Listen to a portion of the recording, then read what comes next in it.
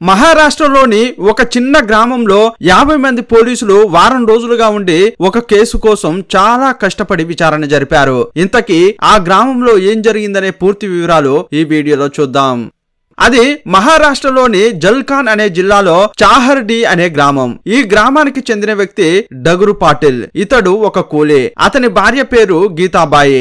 ఆమె గృహిణి. వీరికి 2 పిల్లలు. 12 ఏళ్ల మంగేష్ అనే కొడుకు, దేవి అనే కూతురు ఉన్నారు. వారు సర్కార్ బడిలో చదువుతున్నారు.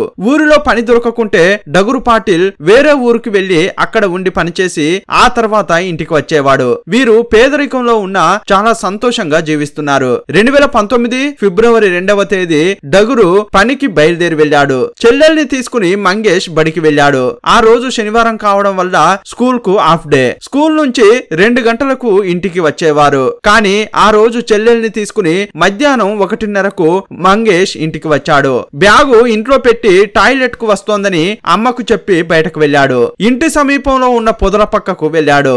గంట సేపైనా అతడు ఇంటికి రాలేదు. ఆడుకోవడానికి వెళ్లి ఉంటాడని ఆ తల్లి అనుకుంది. 4 గంటలైనా కూడా కొడుకు రాలేదని ఆ తల్లికి కోపం వచ్చింది. పిల్లలు ఆడుకునే చోటుకు వెళ్లి చూస్తే అక్కడ కనిపించలేదు. ఇంకో చోట ఇంకొంతమంది పిల్లలు ఆడుకుంటుంటారు. అక్కడికి వెళ్ళాడేమోనని అక్కడకు వెళ్లి చూసింది. కానీ మంగేష్ రాలేదని చెప్పడంతో ఆమె భయపడింది. చుట్టుపక్కల వెతికినా అతని జాడ తెలియలేదు. ఈ క్రమంలోనే రాత్రి అయింది. డగుర్ పాటిల్ ఇంటికి రాగానే కొడుకు కనిపించట్లేదని చెప్పింది. గ్రామస్తులతో కలిసి ఊరంతా వెతికారు. కానీ అతడు కనిపించలేదు. వెంటనే పోలీస్ స్టేషన్ కు వెళ్లి మిస్సింగ్ కంప్లైంట్ చేశారు. ఈ కేసు విచారణ కోసం స్పెషల్ గా టీం ఏర్పాటు చేశారు. పోలీసులు ఆ ఊరికి వచ్చి వెతికారు. కానీ ఎలాంటి క్లూ దొరకలేదు. ఒకవేళ పిల్లల మధ్య గొడవ జరిగి ఉంటుందా, పిల్లలే ఏదైనా చేశారా అనే కోణంలోనూ ఆరా తీశారు. కానీ కేసు ముందుకు సాగలేదు. మంగేష్ కనిపించకుండా పోయిన 2 రోజుల తర్వాత అంటే 2019 ఫిబ్రవరి 4వ తేదీ స్కూల్ కు వెళ్లి అతనితో ఎవరైనా గొడవ పడ్డారా అని విచారించారు. కానీ ఏ క్లూ దొరకలేదు.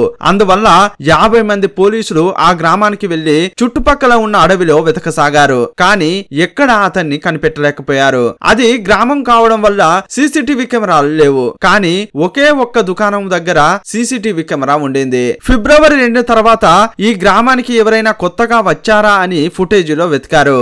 ఇక పిల్లోడు కనిపించట్లేదని అతని తల్లిదండ్రులు తిండి తిప్పలు లేకుండా చాలా బాధపడసాగారు. ఫిబ్రవరి 5వ తేదీ అడవి ప్రాంతంలో ఒక కాలు ఉండడం గమనించారు. ఆ కాలును పరిశీలించినప్పుడు బాలుడి కాలుగా గుర్తించారు. ఫోరెన్సిక్ టీం అక్కడికి వెళ్లి పరిశోధించింది. డాగ్ స్క్వాడ్స్ అక్కడికి వచ్చాయి. వాసన చూసిన తర్వాత మంగేష్ ఇంటికే వెళ్ళాయి. అది మంగేష్ కాలు అయి ఉంటుందని అంతా మాట్లాడుకోసాగారు. ఈ క్రమంలోనే ఆ కాలును DNA టెస్ట్ చేశారు. ఈ కాలు దొరికిన చోటు నుంచి 1/2 కిలోమీటర్ దూరంలోనే మంగేష్ ఇల్లు ఉంది. టాయిలెట్ కు వచ్చిన మంగేష్ ను ఎవరో ఏదో చేశారని పోలీసులు అనుమానించారు. ఫిబ్రవరి 4వ తేదీ అమావాస్య కావడం వల్ల ఆ బాలుణ్ణి నరబలి ఇచ్చి ఉంటారని కొందరు మాట్లాడుకోసాగారు. చాలా సందేహాలు ఉండడంతో పోలీసులు ఆ గ్రామంలోనే మఫ్టీలో ఉండి అంతా విచారించారు. ఇదే క్రమంలో 13 రోజుల తర్వాత ఒక చోట డెడ్ బాడీ పడి ఉన్నట్లు పోలీసులకు సమాచారం అందింది. అక్కడికి వెళ్లి చూస్తే అది బాలునిదని గుర్తించారు. గీతాబాయిని రప్పించి ఇతడు మీ కొడుకేనా గుర్తించమని అడిగారు. డ్రెస్ చూసిన తర్వాత తను నా కొడుకే అని ఆమె బాగా ఏడ్చింది. వేదన తట్టుకోలేక ఆమె ఏడుస్తుంటే అక్కడున్న జనమంతా ఈ తల్లికి కొడుకంటే ఎంత ఇష్టమో అని వారు కూడా కంట తడి పెట్టుకున్నారు. డాగ్ స్క్వాడ్ వచ్చి చెక్ చేసి మళ్ళీ మంగేష్ ఇంటికే వెళ్ళింది. పోలీసులు ఏ యాంగిల్లో విచారించినా క్లూస్ దొరకడం లేదని చాలా టెన్షన్ పడ్డారు. ఆ బాలుడి తల దొరకకపోవడం వల్ల చాలా వెతికారు. కానీ ఫలితం లేదు. ఈ క్రమంలోనే ఇంకొంతమంది పోలీసులు వచ్చి ఏదైనా యాంగిల్లో విచారించడం మర్చిపోయామా అని వారిలో వారే రివ్యూ చేసుకున్నారు. అప్పుడే ఒక పోలీస్ ఏం చెప్పాడంటే ఆ బాలుడి అవయవాలు దొరికినప్పుడల్లా డాగ్ స్క్వాడ్ వచ్చి వాసన చూసి అతని ఇంటికే వెళ్ళింది. దీన్ని బట్టి చూస్తే కిడ్నాపర్ ఇంటికి వచ్చి బాలుని అపహరించి ఉండొచ్చు. లేదంటే ఎవరో అతన్ని చంపి ఇంటికి వెళ్లి ఉంటారని సందేహపడ్డారు. అవును కదా, ఇది మనం మిస్ అయ్యామని ఆ కోణంలో విచారణ ప్రారంభించారు. ఇప్పటి వరకు ఆ ఇంటిని పోలీసులు చెక్ చేయలేదు. ఇంకోవైపు పేరెంట్స్ చాలా వేదనలో ఉన్నారు. ఈ క్రమంలోనే పోలీసులు చుట్టుపక్కల ఇళ్లకు వెళ్లి ఆరా తీశారు. రీసెంట్ గా ఎవరైనా కొత్త వారు ఈ ప్రాంతంలో తిరిగారా అని అడిగారు.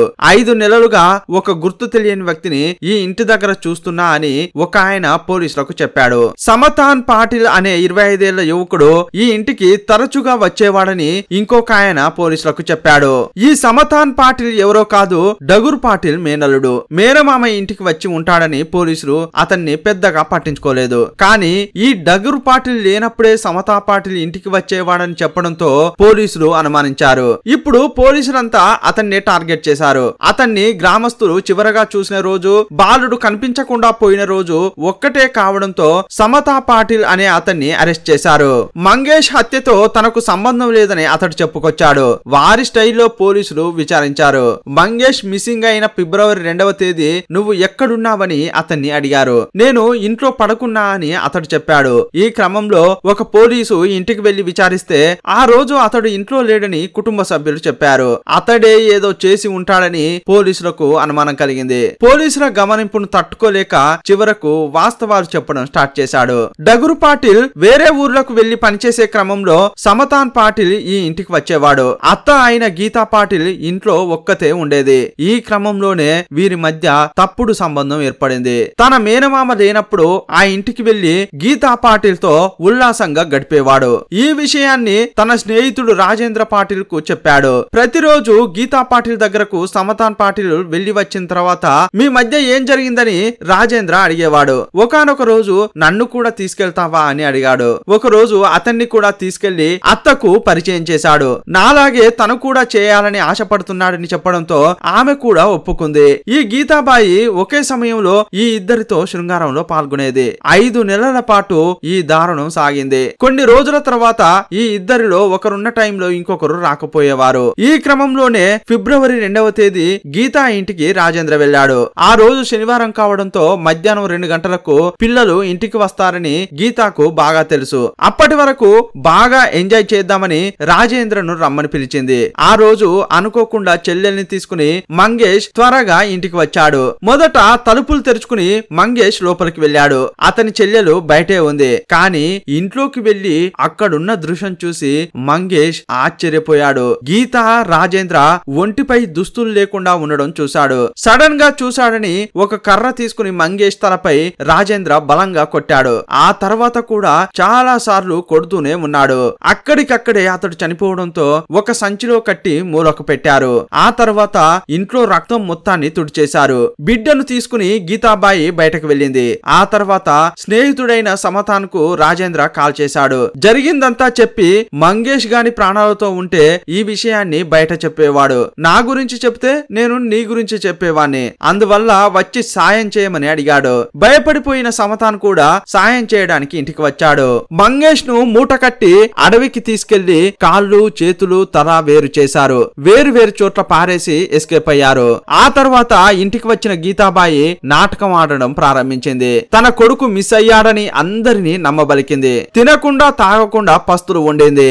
ఈమె ఈ లెవెల్లో ఏడుస్తుంటే కొడుకుపై ఎంత ప్రేమ పెంచుకుందని పోలీసులు కూడా బాధపడ్డారు. రాజేంద్ర తన కొడుకును కొడుతుంటే ఈమె నోరు మెదపలేదని ఆ తర్వాత పోలీసుల విచారణలో తెలియవచ్చింది. ఈ విషయం తెలిసి డగుర్ పాటిల్ చాలా వేదన అనుభవించాడు. గీతాను కూడా కస్టడీలోకి తీసుకుని విచారించినప్పుడు అంతా ఒప్పుకుంది. ప్రస్తుతం గీతాబాయి, రాజేంద్ర, సమతాన్ పాటిల్ ఈ ముగ్గురు జైల్లో ఉన్నారు. ఈ కేసు ఇంకా విచారణలో ఉంది. 2 వారాల విచారణలో పోలీసులు ఈ కేసును ఛేదించారు. ఈ కేసుపై మీ అభిప్రాయం ఏంటో కామెంట్ బాక్స్ లో రాయండి. మరో వీడియోలో మళ్ళీ కలుసుకుందాం. అప్పటి వరకు బాయ్ బాయ్.